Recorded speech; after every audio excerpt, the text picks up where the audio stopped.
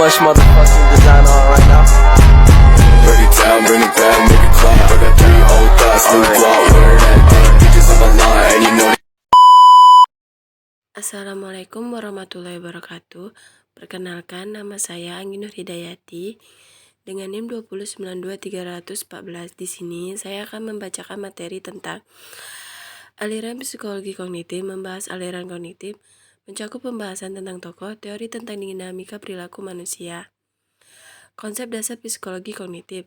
Teori pembelajaran kognitif merupakan teori pembelajaran yang lebih mementingkan proses belajar daripada hasil belajar itu sendiri.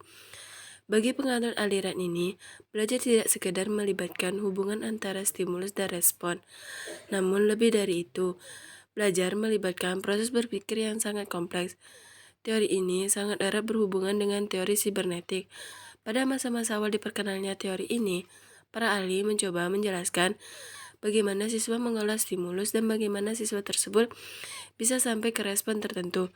Pengaruh aliran tingkah laku masih bergeser.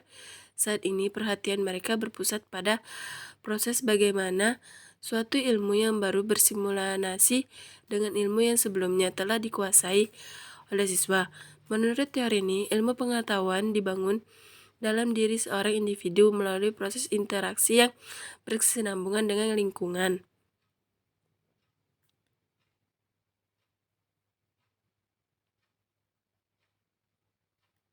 Tokoh-tokoh dalam aliran kognitif. 1. Piaget.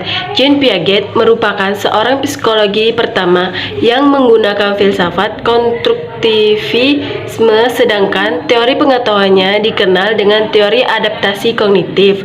2. Althusser. Selama ini masih banyak yang menekankan belajar asosiatif atau belajar menghafal.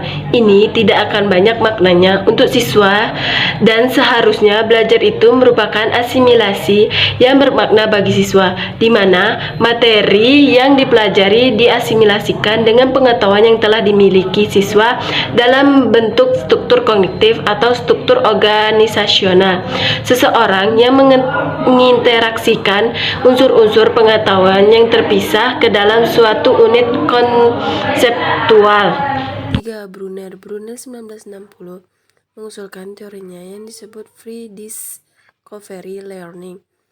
Menurut teori ini, proses belajar akan berjalan dengan baik dan kreatif jika guru memberi kesempatan kepada siswa untuk menemukan suatu aturan, termasuk konsep, teori, definisi, dan sebagainya, melalui contoh-contohnya yang menggambarkan aturan yang menjadi sumbernya.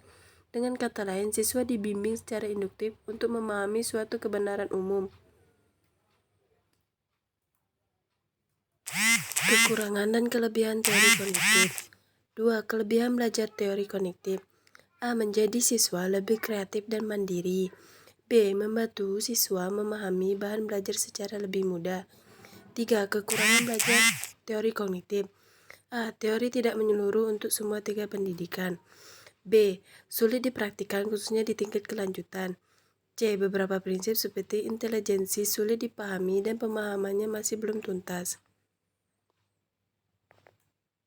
Ciri aliran kognitif. Ciri-ciri aliran kognitif. 1. Mementingkan apa yang ada dalam diri manusia. 2. Mementingkan keseluruhan daripada bagian-bagian. 3. Mementingkan peranan kognitif. 4. Mementingkan kondisi waktu sekarang. 5. Mementingkan pembentukan struktur kognitif.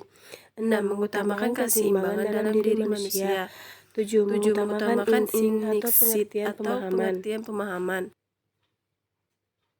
Kesimpulan, teori pembelajaran kognitif merupakan teori pembelajaran yang lebih mementingkan proses belajar pada hasil belajar itu sendiri.